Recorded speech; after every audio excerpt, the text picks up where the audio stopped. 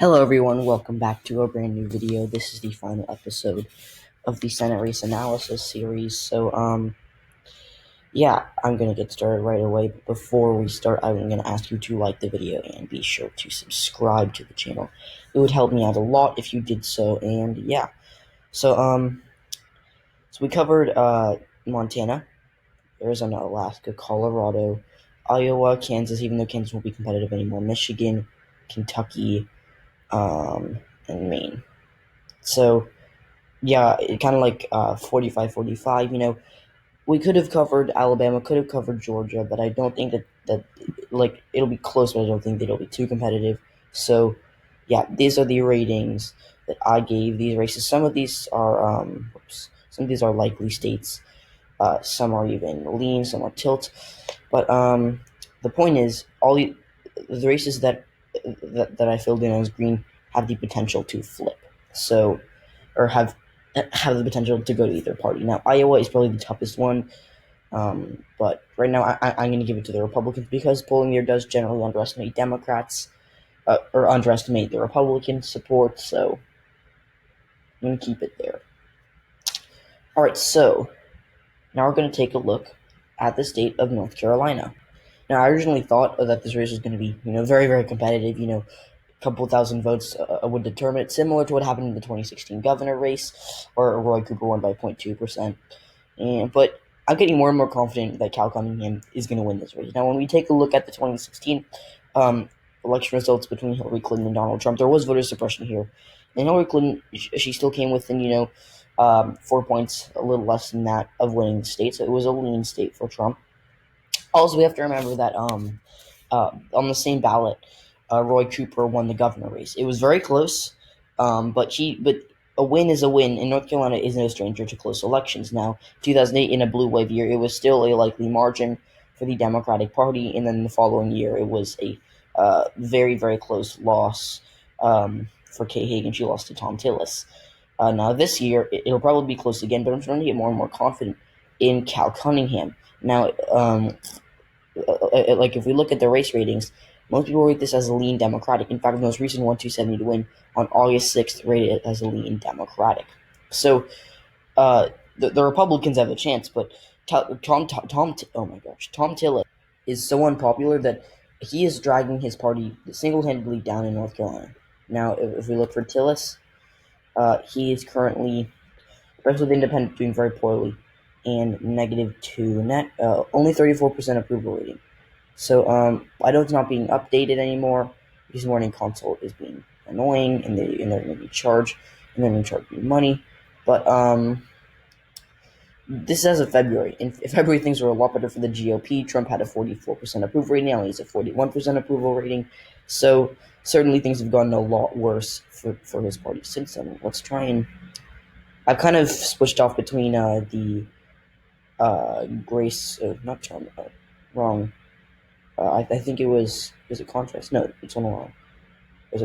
Metallic. So I like that one for Senate. So I kind of cut off track on that. But North Carolina is very, very weird because they like one-term senators. Now, if we look at some of these races, Kay Hagan was a one-term senator.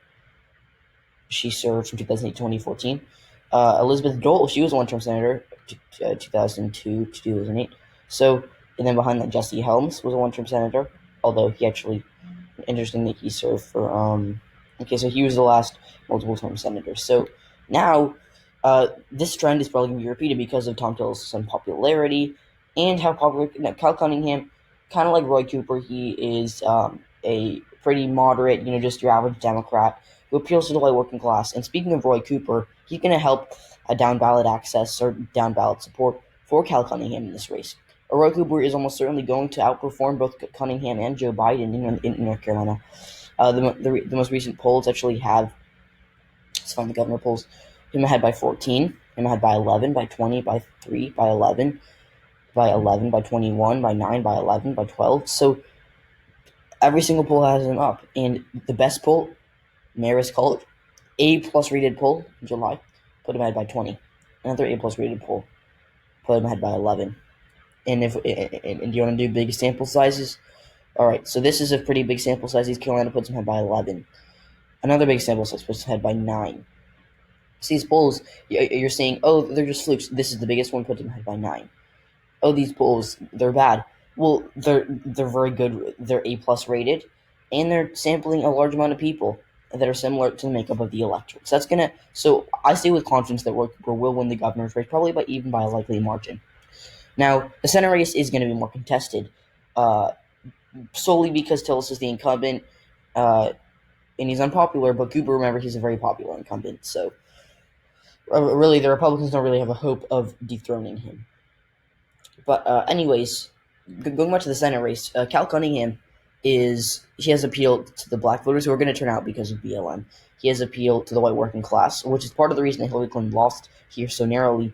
And remember, in that 2014 Senate race that Kay Hagan barely lost, there was voter suppression. In 2016, Senate races, the Democrats, who lost the Senate race there,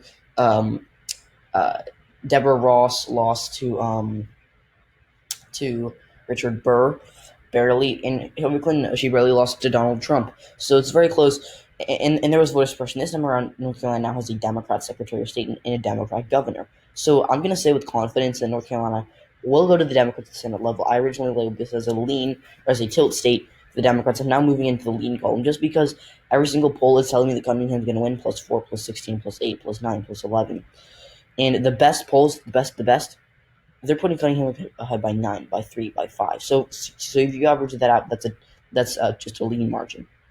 And a lot of these polls, this is a huge sample size, 2,000 voters, and they're registered, A+ rated, and this was taken back in February when things were a lot better for the Republicans than they are now. So at least a 5-point lead. So now you can say, oh, the polls underestimated Trump by, but I think it was by 3 points in 2016. Yeah, they did, but even when you subtract 3 points from these polls, tie, Cunningham +6, Cunningham +2.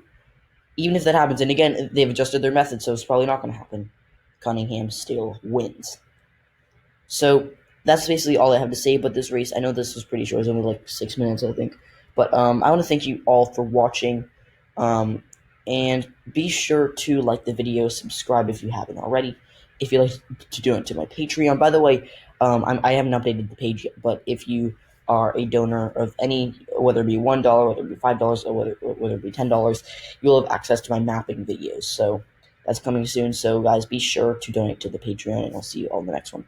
Also, I now have an Instagram, and be sure to follow that as well. Bye, guys.